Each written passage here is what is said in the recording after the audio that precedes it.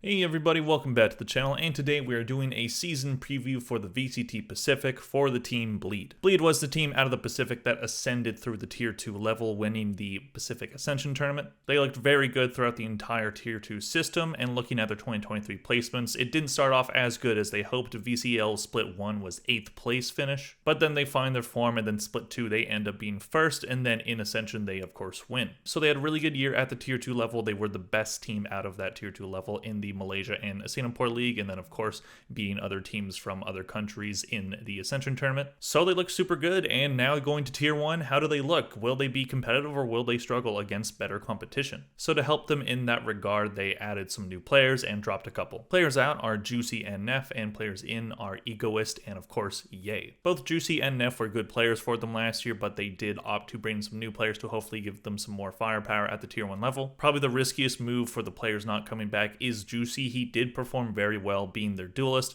but now with Ye in, obviously, on paper, Ye, at least in the idea, Ye is the better player. Ye being nearly the undisputed best player in the world coming out of the 2022 season, but then didn't last long in franchising because of the whole Cloud9 controversy, and then couldn't really find his footing at the Tier 2 level. So he didn't perform very well on his team Disguise, so any team picking him up is definitely taking a risk, but Bleed is hoping that he finds his form again, but we'll get to more about Ye later. Championships won by the organization is 0. Now I count championships as Tier 1 international events, so you could count Ascension as a championship if you wanted to, but in my definition of the Tier 1 championships, it is not, because obviously it's a Tier 2 tournament. For the 2023 MVP, I went with SS Scary. He has the best KD ratio out of any of the players on the roster. While playing Smokes, he was a very, very good player last year, and him being back in Tier 1 should be an absolute. It's going to be tough for a lot of players to play against him. He's a very good player. Now looking at the 2023 stats for all of these players, starting with SS Scary, he had 999 kills, 772 deaths, 637 assists for KD ratio of 1.29. As mentioned, he played Smokes, he played Viper, Brimstone, Ashura, and Omen. So Smokes players usually aren't known for their high amount of kills or the high KD ratio, so the fact that Scary had a 1.29 is scary. That is an insane number for that role. Scary is a very dynamic player, and he should be considered one of the better Smokes players in the world. Moving on to Crazy Guy, who is their IGL. He had 1,048 kills, 867 deaths, 530 assists for KD ratio of 1.20. He played Sova, Sage, Breach, and Brimstone, so being an Initiator, Sentinel, Smokes flex. Able to play different roles, Crazy Guy being a good IGL for them last year. That should go into this year as well. Moving on to Darion, I apologize if I said that wrong. He had the most kills out of any player on this roster last year. He had 1,068, 885 deaths, 335 assists for KD ratio of 1.20. He played Jet, Killjoy, Astra, Brimstone, and Chamber. So a bit of duelist on Jet, even though Juicy was the main one in that role, but being able to play Sentinels in both Chamber and Killjoy, and a bit of Smokes as well if they want to play that comp. He has very solid numbers all around with that KD ratio. With this variety of roles is definitely very impressive. So kudos to him, and he should continue his very strong play last year into this year. Moving on to their offseason pickups, in the Egoist, he played for a different team in the Tier 2 system in the same league as Bleed. 1,005 kills, 816 deaths, 284 assists for KD ratio of 1.23. He played Killjoy, Cypher, Viper, and Breach. So just like most other players on this roster, he's able to play a couple different roles: Sentinel with Killjoy, Cypher, and then Initiator with Breach, and Smokes with Viper. So you have a lot of players on this roster that can play a lot of different roles, so that is very good when it comes to compositions. And moving on to one of the biggest pickups of the offseason, Ye. Splitting his time between Cloud9 and then Split 2 of the VCL North America League with Disguised. He had 263 kills, 252 deaths, 58 assists for KD ratio of 1.04. It is a bit surprising that his KD ratio is above 1 with how abysmal the second half of the season was for him. He did have more deaths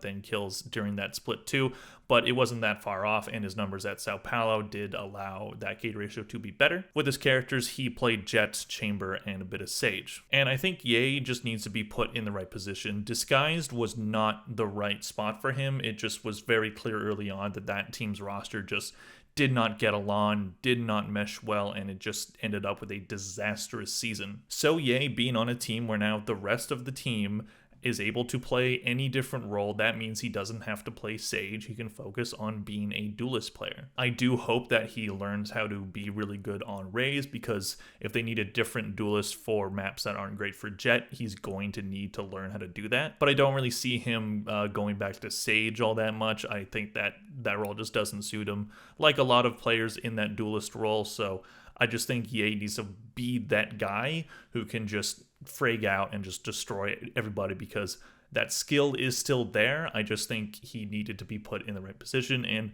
hopefully Bleed is that position. So overall, looking at this roster, they have a really good chance at being really competitive within the Pacific League, with some of the teams being having this uncertainty around them on if they're going to be really good or not. PaperX should still be that top team in the Pacific, but DRX dropped a couple players in Zest and RB, so are they going to be as good this time? The top two in Pacific was basically a lock to be PaperX and DRX for the entire season last year, but with DRX looking different, with PaperX losing Jane, Monyet still very good, so they should still be that top team.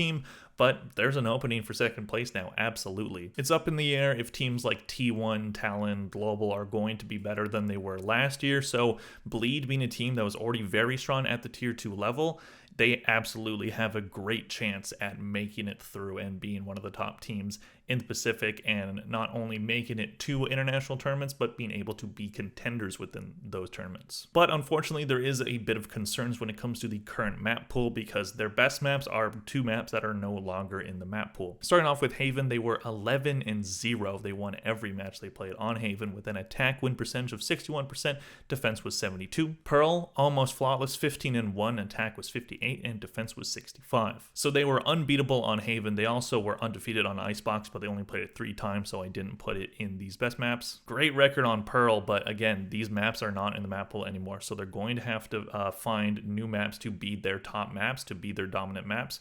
But thankfully for them, the rest of their map pool is very good. Looking at their worst maps, it's really nothing bad at all. Lotus, 6-4 record, so a winning record on it with an attack win percentage of 58, defense was 65. Ascent, same thing, they had more wins than losses, 4-2, attack was 51, defense was 49. So their map pool was great last year, which is to be expected. I do expect some of these numbers from these players to maybe even out a bit. I don't expect every single one of these players having a KD ratio above 1 for the entire season, but as long as it's not, Ye or any of the players playing characters that need to get a lot of kills to be successful, then I don't really see that as too much of an issue. Egoist and Ye should be very good pickups. Egoist definitely played very well during Tier 2 last year, so he should absolutely be a very good addition to this roster. I do feel bad for Juicy and F, because now they're back to playing in Tier 2, and that must just really suck, having to go through this gauntlet in Tier 2, and then you're basically back where you started. But hey, that's sports, that's esports, that's the business, it happens. So as I said, overall, I think they absolutely have a great chance at being one of the best teams in Pacific. They look really good, they have chemistry with each other. Their roster didn't change too much over the offseason. They brought in 2 players that should fit in really well with that roster and the play style within their team. So overall, every other team is going to have to look out for this team, because they absolutely have a chance at being very good this year. Let me know what you guys think in the comment section down below. Do you think Bleed is going to be one of the top teams in the Pacific, or do you think they're going to maybe struggle while adjusting to the Tier 1 level? Please click like if you enjoyed the video, and I'll see you guys in the next one. Bye.